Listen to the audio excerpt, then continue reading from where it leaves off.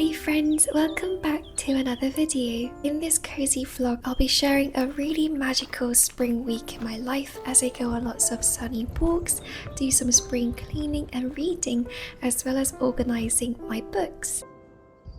Last week, my husband and I decided to go on an early evening stroll together, and we're still pretty new around this area, so when we stumbled upon a wonderful stretch of rivers and fields and small bridges, it really felt like wandering into our own secret garden.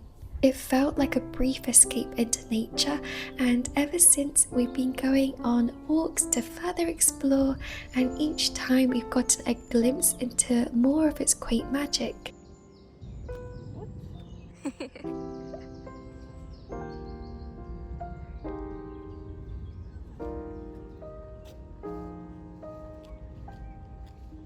The sound of the river gushing downstream reminded me of our trip to Kyoto last year, and some of the areas we visited really felt like we were in our own Studio Ghibli movie.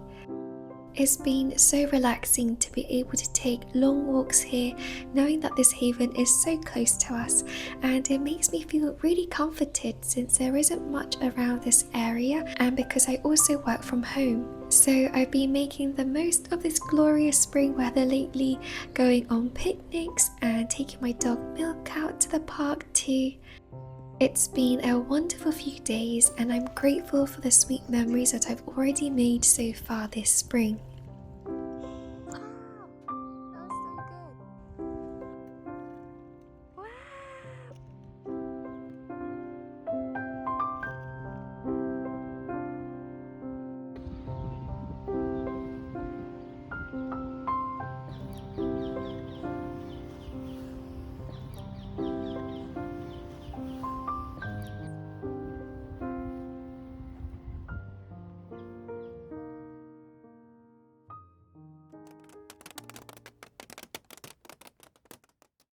I've also been visiting lots of bookshops lately, and I actually filmed my next bookshop travel vlog that will hopefully be going up after this video. But here are some clips from Kew Bookshop, which is an indie bookshop right outside Kew Garden Station. Whenever I visit, I usually spend most of my time browsing through their middle grade aisles because they have such a great selection of children's books, and this time around I came across some new ones that I think must have been recently published because I've never seen them before. I didn't end up leaving the shop with anything though, but I definitely added lots of new books to my wish list.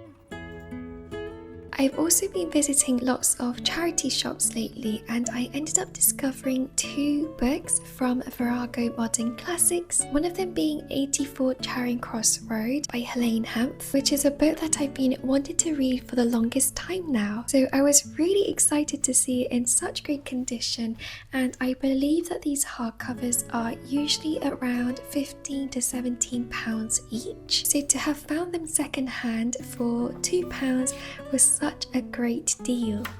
84 Charing Cross Road is an epistolary non-fiction memoir where Helene Hanff, the author, exchanges letters with a book dealer in London, and a friendship between them blooms as they share their love for books.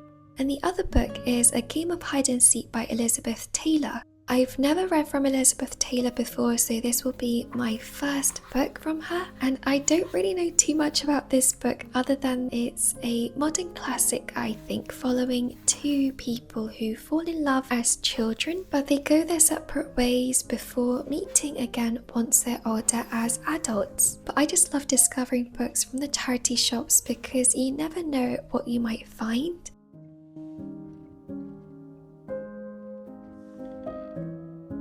With the sun shining into the house, I've been in a real spring cleaning mood lately and I've been sprucing things up where I can. So I want to thank Everlasting Fabric for partnering with me in this video and helping me to achieve a spring makeover. Everlasting Fabric specialise in soft, timeless bedding in order to make your home the cosiest place to be in. They have such a dreamy selection of bedding to choose from, and I eventually went for the brown gingham set, which comes with a bed sheet, duvet cover and 2 pillowcases too. I love gingham, so you can imagine how happy this new bedding makes me, and I was mostly taken aback by how amazing the fabric felt. It's been the best feeling going into bed lately, and it just looks so cute in our bedroom. Everlasting Fabric have given me excitingly a discount code to share with you all, so use the code Ahya10 for 10% off your order. I'm so happy with my new bedding, and thank you again to Everlasting Fabric for working with me in this video.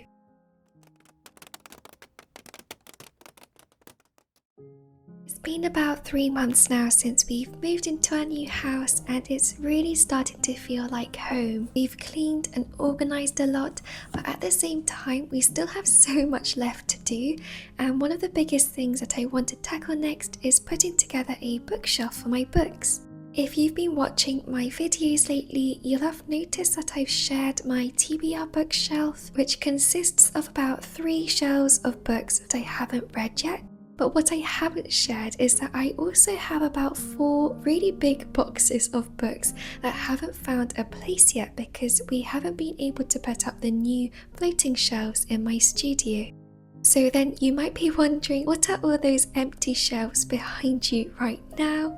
Long story short, these beautiful walnut shelves were originally planned for our previous flat. It was going to hold all of my books as well as our TV as a console. However, it took months to arrive, and by the time it did, we unexpectedly moved into our current house, and so these shelves are way too big to fit into my current studio.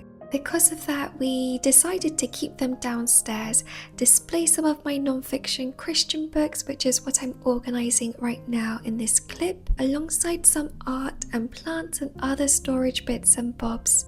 And the majority of my books instead are going to be on some floating shelves in my studio.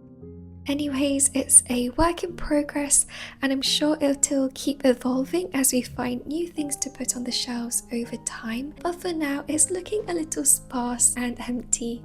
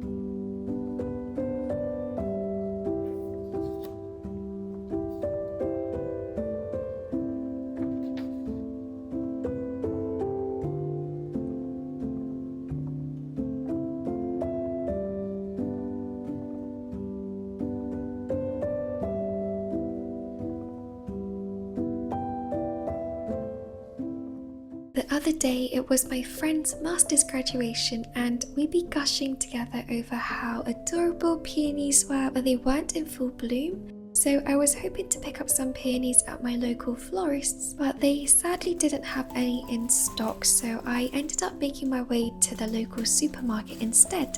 I picked out a posy of peonies and a small bunch of baby's breaths too, and I didn't have any craft paper at home, but I did have some very cute wrapping paper lying around, and I ended up using this to wrap the flowers in.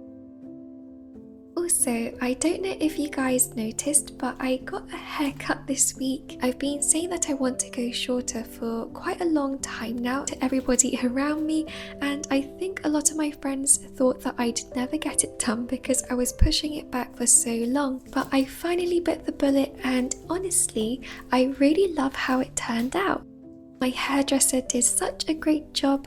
It's so much lighter and healthier, and I've been having lots of fun trying out different hairstyles for short hair.